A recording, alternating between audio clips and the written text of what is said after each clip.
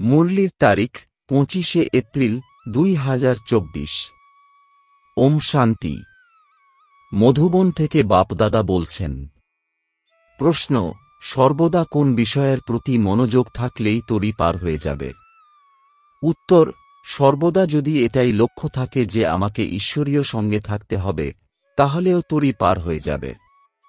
যদি সঙ্গদোষের প্রভাবে প্রভাবিত হয়ে কোনো সংশয় উৎপন্ন হয়, তাহলে জীবনরূপী তরি বিষয় সাগরে ডুবে যাবে।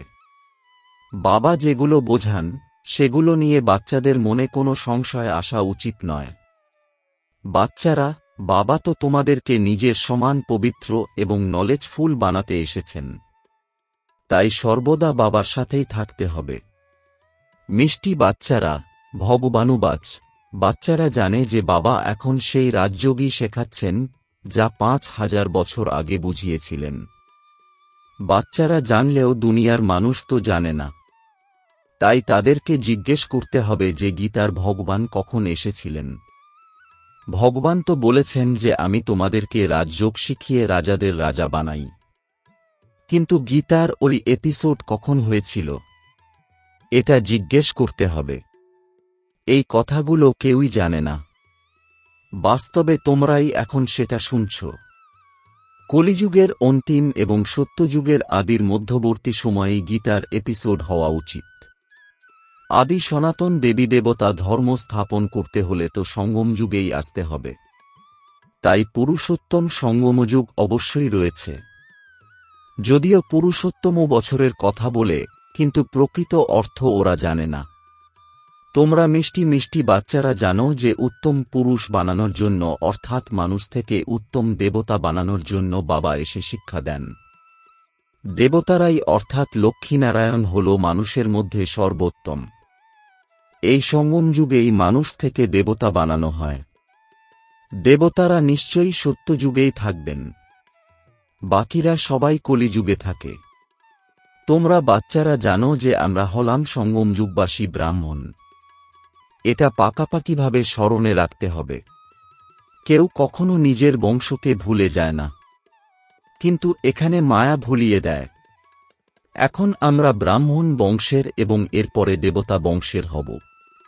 এটা স্মরণে থাকলেই অনেক খুশি হবে। তোমরা রাজযোগের শিক্ষা অর্জন করছ। তোমরা সবাইকে বোঝাও যে ভগবান এখন পুনরায় গীতার জ্ঞান শোনাচ্ছেন এবং ভারতের প্রাচীন যোগ শেখাচ্ছেন। আমরা মানুষ থেকে দেবতা হচ্ছি। বাবা বলেছেন, কাম্বিকার হল সবথেকে বড় শত্রু, এর উপরে বিজয় লাভ করার ফলেই তোমরা জগজ্জিত হয়ে যাও। পবিত্রতার বিষয় নিয়ে কতই না তর্ক করে। দুনিয়ার মানুষের কাছে তো বিকার একটা সম্পত্তির মতো। লৌকিক পিতার কাছ থেকে এই উত্তরাধিকার প্রাপ্ত হয়। পিতার কাছ থেকে সন্তান সবার আগে এই উত্তরাধিকারটাই লাভ করে। বিয়ে শাদী করিয়ে জীবন বরবাদ করে দেয়। অপরদিকে অসীম জগতের বাবা বলছেন, কামবিকার হল সবথেকে বড় শত্রু। তাই এই কামবিকারের ওপরে বিজয়ী হলেই জগজ্জিত হওয়া যাবে। বাবা তো নিশ্চয়ই সঙ্গম যুগেই আসবেন। মহাভারতের ভয়ঙ্কর যুদ্ধ হবে। আমরাও এখানেই রয়েছি। এমন নয় যে সবাই হঠাৎ করে কামবিকারের ওপরে বিজয়ী হয়ে যাবে। সব কিছুতেই সময় লাগে। অধিকাংশ ক্ষেত্রেই বাচ্চারা বাবাকে পত্রতে লেখে, বাবা, আমি বিষয়ে বৈতরণী নদীতে ডুবে আছি। সেক্ষেত্রে অবশ্যই বাবা কোনো নির্দেশ দেবেন। বাবার নির্দেশ হল, কামবিকারের ওপরে বিজয়ী হলেই তুমি জগজ্জিত হবে। এমন নয় যে জগজ্জিত হওয়ার পরে তুমি পুনরায় কামবিকারগ্রস্ত হয়ে যাবে। এই লক্ষ্মীনারায়ণ হল জগজ্জিত। এদেরকে তো সম্পূর্ণ নির্বিকারী বলা হয়। দেবতাদেরকে সকলেই নির্বিকারী বলে। ওই সময়টাকেই তোমরা রামরাজ্য বলো। ওটা হল নির্বিকারী দুনিয়া। এটা হল বিকারী দুনিয়া, অপবিত্র গৃহস্থ আশ্রম। বাবা বুঝিয়েছেন যে তোমরা একসময় পবিত্র গৃহস্থ আশ্রমে ছিলে। এখন 84 জন্ম নিতে নিতে অপবিত্র হয়ে গেছ। এটা হল 84 জন্মের কাহিনী। নূতন দুনিয়া তো অবশ্যই নির্বিকারী হবে। স্বয়ং ভগবান অর্থাৎ পবিত্রতার সাগর সেই দুনিয়া স্থাপন করেন। এরপর রাবণ রাজ্য অবশ্যই আসবে। রাম রাজ্য এবং রাবণ রাজ্যের নামও প্রচলিত রয়েছে। রাবণ রাজ্য মানে অসুরদের রাজত্ব। তোমরা এখন সেই আসুরি রাজত্বে রয়েছ। এই লক্ষ্মীনারায়ণ হল দৈবী রাজত্বের নিদর্শন। তোমরা বাচ্চারা প্রভাত ফেরি ইত্যাদির আয়োজন করো। ভোরবেলাকে প্রভাত বলা হয়। ওই সময়ে মানুষ শুয়ে থাকে, তাই দেরি করে কাজে বেরোয়।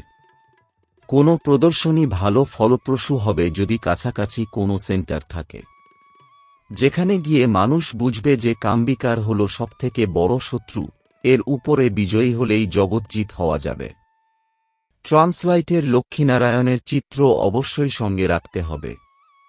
এটা ভুলে গেলে চলবে না। এটা এবং সিঁড়ির চিত্র। যেভাবে ট্রাকে করে দেবীদের মূর্তি নিয়ে যায়, সেইরকম তোমরাও 2-3টে ট্রাকে মুখ্য চিত্রগুলো সাজিয়ে বার করলে ভালো দেখতে লাগে। দিনে দিনে ছবির সংখ্যা বৃদ্ধি পাচ্ছে। তোমাদের জ্ঞানও বাড়ছে, বাচ্চাদের সংখ্যাও বাড়ছে। এদের মধ্যে গরিব বড়লোক সকলেই রয়েছে। শিব বাবার ভাণ্ডারিও ভরপুর হচ্ছে। যারা এখন ভাণ্ডারি ভরপুর করছে, তারা ওখানে অনেক গুণ বেশি রিটার্ন পেয়ে যাবে। সেই জন্যেই বাবা বলছেন, মিষ্টি মিষ্টি বাচ্চারা, তোমরা কোটি কোটিপতি হবে, সেটাও আবার 21 জন্মের জন্য। স্বয়ং বাবা বলছেন, তোমরা 21 জন্মের জন্য জগতের মালিক হয়ে যাবে। এখন আমি নিজে ডাইরেক্ট এসেছি। তোমাদের জন্য হাতে করে স্বর্গ নিয়ে এসেছি। যেমন সন্তানের জন্ম হলে পিতার উত্তরাধিকার তো সন্তানের হাতের মুঠোতেই থাকে।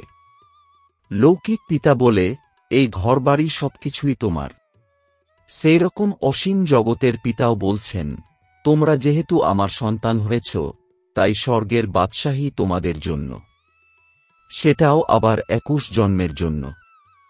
কারণ তোমরা কালজয়ী হয়ে যাও। তাই বাবাকে মহাকাল বলা হয়। মহাকাল সবাইকে মেরে দেয় না, তার উদ্দেশ্যে অনেক মহিমা করা হয়।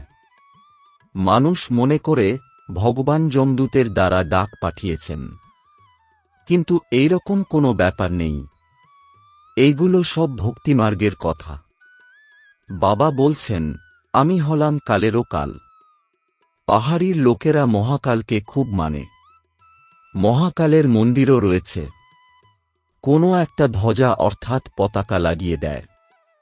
এখন বাবা বসে থেকে বাচ্চাদেরকে বোঝাচ্ছেন, তোমরা বুঝতে পারছো যে এই কথাগুলো সঠিক।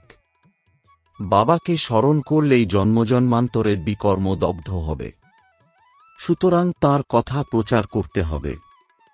কুম্ভে অনেক বড় মেলা হয়। স্নানের অনেক মহিমা করা রয়েছে। তোমরা বাচ্চারা 5000 বছর পরে এই জ্ঞান অমৃত পান করছ। বাস্তবে তো এটার নাম অমৃত নয়, এ হল পড়াশোনা। ওইগুলো তো সব ভক্তিমার্গের নাম। অমৃত নাম শুনে ছবিতেও জল দেখানো হয়েছে। বাবা বলছেন, আমি তোমাদেরকে রাজযোগের শিক্ষা দিই। পড়াশোনার দ্বারাই উঁচু পথ পাওয়া যায়। আমি নিজেই শিক্ষা দিই। ভগবানের তো এরকম কোনো সুসজ্জিত রূপ নেই। বাবা তো এনার মধ্যে এসে শিক্ষা দেন। শিক্ষা দিয়ে আত্মাদেরকে নিজসম বানান। তিনি নিজে তো লক্ষ্মীনারায়ণ নন, তাই তিনি ঐরকম বানান না। আত্মা শিক্ষা লাভ করে তিনি আত্মাদেরকে নিজসম নলেজফুল বানান। এমন নয় যে তিনি ভগবান ভগবতী বানান। দুনিয়ার মানুষ তো কৃষ্ণকে দেখিয়ে দিয়েছে, কিন্তু কৃষ্ণ কিভাবে পড়াবে? সত্যযুগে তো কেউই পতিত হবে না। কৃষ্ণ তো সত্যযুগেই থাকবে। তারপর আর কখনোই তোমরা কৃষ্ণকে দেখতে পাবে না। ড্রামা অনুসারে সকলের পুনর্জন্মের চেহারা একেবারে পৃথক হয়। এটাই ড্রামার নিয়ম। সবকিছুই পূর্বনির্মিত। বাবাও বলছেন, প্রত্যেক কল্পে হুবহু এইরকম চেহারাতে তোমরাই এখানে পড়তে আসো। হুবহু রিপিট হয়। আত্মা একটা শরীর ত্যাগ করার পর আগের কল্পে যেমন শরীর নিয়েছিল পুনরায় সেই রকম শরীর ধারণ করে। ড্রামাতে একটুও পরিবর্তন হয় না। ওটা হলো সীমিত জাগতিক ড্রামা, আর এটা হলো অসীম জগতের ব্যাপার। অসীম জগতের বাবা ছাড়া আর কেউ এটা বোঝাতে পারবে না। এই বিষয়ে কোনো সংশয় আসা উচিত নয়। নিশ্চয় বুদ্ধি হওয়ার পরেও কোনো না কোনো ব্যাপারে সংশয় চলে আসে। সঙ্গদোষের দ্বারা প্রভাবিত হয়ে যায়। ঈশ্বরের সঙ্গে চলতে থাকলেই পার হয়ে যাবে। সঙ্গ ছেড়ে দিলেই বিষয় সাগরে ডুবে যাবে। একদিকে রয়েছে ক্ষীরসাগর আর অন্যদিকে বিষয় সাগর। জ্ঞান অমৃতও বলা হয়। বাবা হলেন জ্ঞানের সাগর। তাঁর উদ্দেশ্যে মহিমা করা হয়।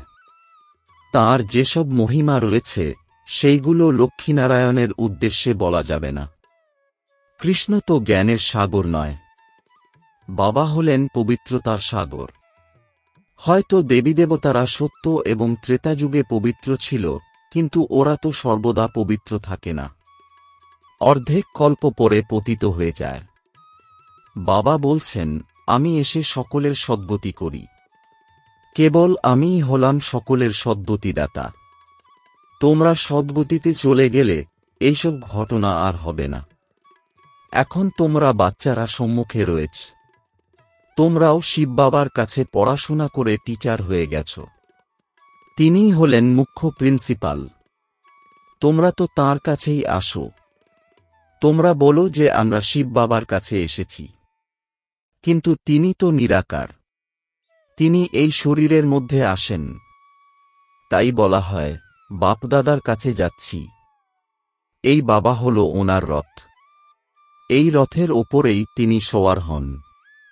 এনাকে রথ, ঘোড়া, অশ্ব ইত্যাদি বলা হয়। এই বিষয়ে একটা কাহিনী রয়েছে। প্রজাপিতা দক্ষ একটা যজ্ঞ রচনা করেছিল। কেবল একটা গল্প লিখে দিয়েছে। আসলে ওইরকম কিছুই হয়নি। শিব ভগবানুবাচ, ভারতে যখন চরম ধর্মগ্লানি হয় তখনই আমি আসি। গীতাপন্থীরা মুখে বলে যদা যদাহি, কিন্তু অর্থ কিছুই বোঝে না। তোমাদের এই বৃক্ষ এখন খুব ছোট। এর ওপরে অনেক ঝড় আসে। এটা হলো নূতন বৃক্ষ। এটাই হলো ফাউন্ডেশন। এত বিভিন্ন ধর্মের মধ্যেই আদি সনাতন দেবীদেবতা ধর্মের চারা রোপণ করা হচ্ছে। অনেক পরিশ্রম করতে হয়। অন্যদেরকে এত পরিশ্রম করতে হয় না। ওরা তো উপর থেকে আসতে থাকে। যারা সত্য কিংবা ত্রেতা যুগে আসবে তারাই এখানে বসে পড়াশোনা করবে। যারা পতিত হয়ে গেছে তাদেরকে পবিত্র দেবীদেবতা বানানোর জন্য বাবা স্বয়ং বসে থেকে পড়াচ্ছেন। ইনিও অর্থাৎ ব্রহ্মা বাবাও অনেক গীতা পড়তেন। এখন যেমন আত্মাকে স্মরণ করে দৃষ্টি দিলে পাপ নাশ হয়, সেইরকম ভক্তিমার্গেও সামনে জল রেখে গীতা পাঠ করে। ওরা মনে করে পূর্বপুরুষের উদ্ধার হবে, তাই তাদেরকে স্মরণ করে। ভক্তিমার্গে গীতাকে খুব সম্মান করে। আরে বাবা কি কোনো ছোটখাটো ভক্ত ছিলেন? রামায়ণ থেকে শুরু করে সবকিছুই পড়তেন। খুব আনন্দ হতো।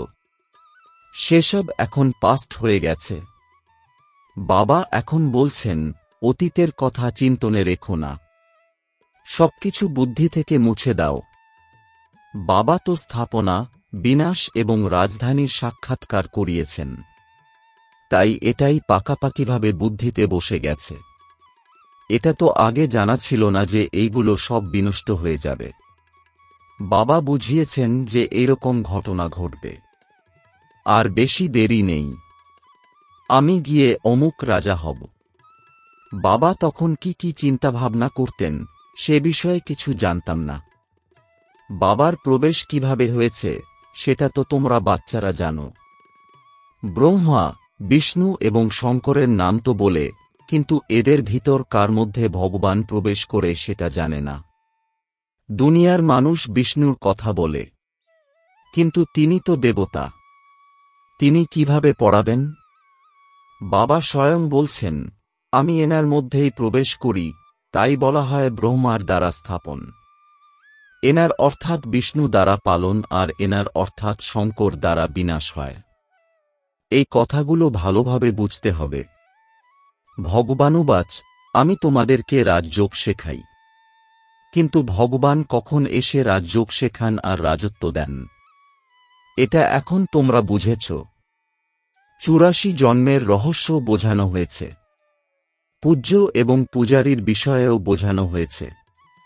সমগ্র দুনিয়া যে শান্তির রাজত্ব চায়, সেই শান্তির রাজ্য তো এই লক্ষ্মীনারায়ণের সময় ছিল। যখন লক্ষ্মীনারায়ণের রাজত্ব ছিল, তখন বাকি সবাই শান্তিধামে ছিল। এখন আমরা শ্রীমত অনুসারে এই কার্য করছি। আগে অনেকবার করেছি এবং ভবিষ্যতেও করব। এটাও জানা আছে যে কোটির মধ্যে কেউ বুঝবে। যারা দেবীদেবতা ধর্মের, তাদের বুদ্ধিতেই টাচ হবে। এটা কেবল ভারতের কথা। যারা এই কুলের, তারাই উঠে এসেছে এবং আসতে থাকবে। যেমন তোমরা উঠে এসেছ, সেই রকম অনেক প্রজাও তৈরি হবে। যে ভালো পড়াশোনা করবে, সে ভালো পথ পাবে। আসল হল জ্ঞান আর যোগ। যোগের জন্য জ্ঞানের প্রয়োজন। এরপর পাওয়ার হাউসের সাথে যোগযুক্ত হতে হবে। যোগের দ্বারাই বিকর্ম বিনষ্ট হবে এবং হেলদি হবে। পাস উইথ অনারও হয়ে যাবে। আচ্ছা, মিষ্টি মিষ্টি প্রশিক্ষার্থী বাচ্চাদের মাতাপিতা বাপদাদার স্মরণসহ স্নেহসুমন আর সুপ্রভাত। আত্মিক পিতার আত্মিক বাচ্চাদেরকে জানাচ্ছি নমস্কার। ধারণার জন্যে মুখ্য সার। 1. যেটা অতীত হয়ে গেছে, সেটা নিয়ে চিন্তন করা উচিত নয়। এতদিন যা কিছু পড়েছ, সেই সব ভুলে কেবল বাবার কাছ থেকেই শুনতে হবে এবং নিজের ব্রাহ্মণ কুল সর্বদা স্মৃতিতে রাখতে হবে। 2. সম্পূর্ণ নিশ্চয়বুদ্ধি হয়ে থাকতে হবে। কোনো ব্যাপারেই সংশয় প্রকাশ করা উচিত নয়। ঈশ্বরীয় সঙ্গ এবং পড়াশোনা কখনো ছাড়া যাবে না। বরদান, আধ্যাত্মিক দলিতের আকর্ষণে আকৃষ্ট হয়ে পরিশ্রম করা থেকে মুক্ত থাকা আধ্যাত্মিক দলিতা ভব। এর বিস্তার, প্রেমিক তাঁর হারিয়ে যাওয়া প্রেমিকাদের দেখে খুশি হচ্ছেন। আধ্যাত্মিক আকর্ষণে আকৃষ্ট হয়ে নিজের সত্য প্রেমিককে জেনে গেছ, পেয়ে গেছ, যথার্থ ঠিকানাতে পৌঁছে গেছ। যখন এইরকম দরিতা আত্মারা এই প্রেমের গণ্ডির ভিতরে পৌঁছে যায়, তখন অনেক প্রকারের পরিশ্রম থেকে মুক্ত হয়ে যায়। কেননা এখানে জ্ঞান সাগরের স্নেহের তরঙ্গ, শক্তির তরঙ্গ সদাকালের জন্য রিফ্রেশ করে দেয়। এই মনোরঞ্জনের বিশেষ স্থান, মিলনের স্থান তোমাদের জন্য প্রিয়তম বানিয়েছেন। স্লোগান, একান্তবাসী হওয়ার সাথে সাথে একনামী আর ইকোনমি হও। ওম শান্তি।